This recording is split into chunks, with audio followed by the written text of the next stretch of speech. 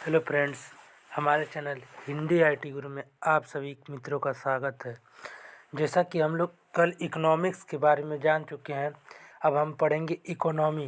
यानी इकोनॉमी क्या होती है, इकोनॉमी के हम बारे में जानते हैं। सर्वप्रथम इकोनॉमी के बारे में जॉर्ज कैंटर ने अपनी बुक सेट थ्योरी में बताया था। इकोनॉमी यानी अर्थशास्त्र और इकोनॉमी वाले इकोनॉमी वन इकोनॉमिक्स मीन्स अर्थव्यवस्था और तथा इकोनॉमी अर्थशास्त्र यानी अर्थशास्त्र की वह संस्था है जिसके अंतर्गत मानव के आर्थिक चरों का अध्ययन किया जाता है, अर्थव्यवस्था कहलाती है। यानी अर्थशास्त्र वह संस्था है जिसके अंतर्गत मानव के आर्थिक चरों का अध्ययन किया जाता है। यानी मानव के इकोनॉमिक चरों का जिसमें अध्ययन किया जाता है उसे अर्थव्यवस्था करते हैं। अब अर्थव्यवस्था का वर्गीकरण यानी अर्थव्यवस्था को कितने भागों में बांटा गया है, तो अर्थव्यवस्था को हम प्राय 3 भागों में बांटते हैं। सर्वप्रथम नियंत्रण के आधार पर 3 भागों में बांटा जाता है। पूंजीवादी अर्थव्यवस्था, समाजवादी अर्थव्यवस्था और मिश्रित अर्थव्यवस्था। और दूसरा विकास के आधार पर अर्थव्यवस्था, विकास के आधार पर अविकसित अर्थव्यवस्था, विकासशील अर्थव्यवस्था और विकसित अर्थव्यवस्था। फिर तीसरा वैश्विक संबंध के आधार पर बंद अर्थव्यवस्था और खुली अर्थव्यवस्था। यानी अर्थव्यवस्था का वर्गीकरण हम 3 भागों में बांटते हैं: नियंत्रण के आधार पर, विकास के आधार पर, वैश्विक संबंध के आधार पर। विकास के आधार पर भी हम 3 भागों में बांटते हैं: पूंजीवादी अर्थव्यवस्था, समाजवादी अर्थव्यवस्था, मिश्रित अर्थव्यवस्था। अब विकास के आधार पर भी हम 3 भागों में बांटते हैं: विकसित अर्थव्यवस्था, विकासशील अर्थव्यवस्था और विकसित अर्थव्यवस्था। फिर वैश्विक संबंध के आधार पर 2 भागों में बांटते हैं: बंद अर्थव्यवस्था और खुली अर्थव्यवस्था। अब हम पढ़ेंगे कुछ अन्य अर्थव्यवस्था यानी अभी और भी अन्य अर्थव्यवस्था होती है, जैसे ग्रीन अर्थव्यवस्था, ब्लू अर्थव्यवस्था, ब्राउन अर्थव्यवस्था, चक्रीय अर्थव्यवस्था, 5वां समांतर अर्थव्यवस्था। फिर 6वां गीग अर्थव्यवस्था। यानी कुछ अन्य अर्थव्यवस्था होती है: पहली ग्रीन अर्थव्यवस्था, दूसरी ब्लू अर्थव्यवस्था, तीसरी ब्राउन अर्थव्यवस्था, चौथा चक्रीय अर्थव्यवस्था, 5वां समांतर अर्थव्यवस्था और 6वां गीग अर्थव्यवस्था। अब हम पढ़ेंगे पूंजीवादी अर्थव्यवस्था। यानी पूंजीवादी अर्थव्यवस्था क्या होती है, इसके बारे में हम जानते हैं। वर्तमान के साधनों पर निजी क्षेत्र का स्वामित्व, यानी जो हम इस समय यूज कर रहे हैं उस साधनों पे अपना निजी स्वामित्व अधिकार कर लेना, वही पूंजीवादी अर्थव्यवस्था कहलाती है। जैसे बाजार प्रणाली को और हस्तक्षेप सिद्धांत को, कीप एंड आउट, रखो और निकालो, इसे व्यवस्था के नाम से हम जानते हैं। इस पूंजीवादी अर्थव्यवस्था का अर्थ होता है कि इस पूंजीवादी अर्थव्यवस्था का उद्देश्य होता है कि ज़्यादा से ज़्यादा लाभ कमाना। यानी पूंजीवादी अर्थव्यवस्था के तहत हम अधिक से अधिक प्रॉफिट कमाएं या लाभ कमाएं।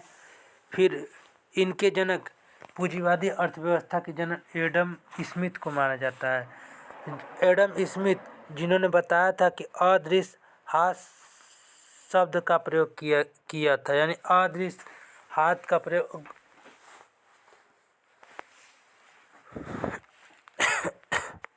अदृश्य हाथ शब्द का प्रयोग किया गया एडम स्मिथ के द्वारा। अब हम पढ़ेंगे समाजवादी अर्थव्यवस्था। यानी समाजवादी अर्थव्यवस्था क्या होती है, यानी उत्पादन के साधनों पर सरकार राज स्वामित्व स्थापित करती है। यानी उत्पादन के साधन पर अगर सरकार उस पर अपना अधिकार बनाए, उसे समाजवादी अर्थव्यवस्था कहते हैं।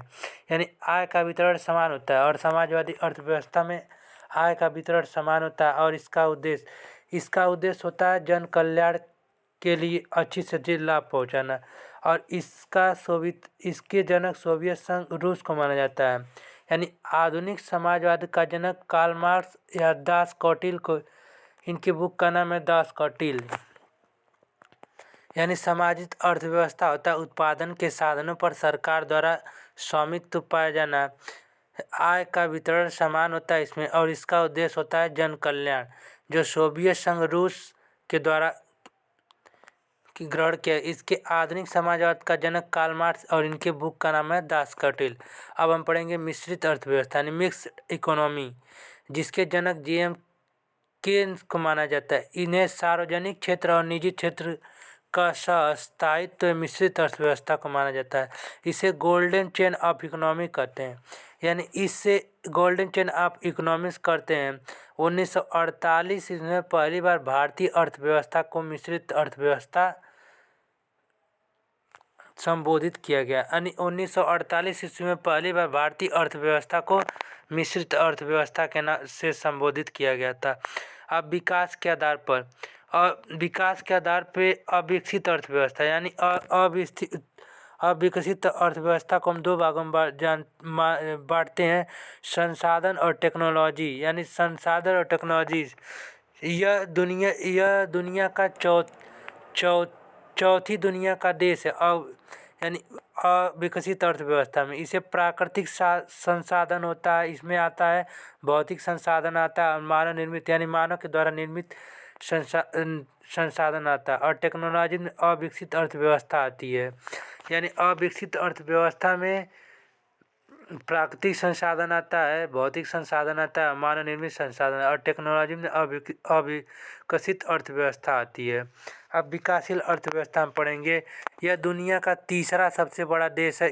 इसको भी हम दो भागों में बांटते हैं, संसाधन और टेक्नोलॉजी। अगर संसाधन बढ़ेगा तो टेक्नोलॉजी घटेगा, अगर टेक्नोलॉजी बढ़ेगा तो संसाधन घटेगा। यानी संसाधनों का दोहन होगा, यानी अधिक से अधिक खर्च होगा तो टेक्नोलॉजी का अभाव होगा। जैसे कृषि का घटाव होगा और उद्योग बढ़ेगा। फिर विकसित अर्थव्यवस्था, इसको भी हम दो भागों में बांटते हैं, संसाधन और टेक्नोलॉजी। इसका विकास उच्चावस्था सेवा है और टेक्नोलॉजी विकसित देश, यानी नया तरीका दूसरा दुनिया का यह देश है, पुरानी पहली दुनिया का देश है। 1760 ईस्वी में औद्योगिक क्रांति ब्रिटेन के संविधान से लिया गया। अब हम पढ़ेंगे वैश्विक संबंध के आधार पर अर्थव्यवस्था, जो बंद अर्थव्यवस्था के नाम से हम जानते हैं। इसे व्यावसायिक संबंध न हो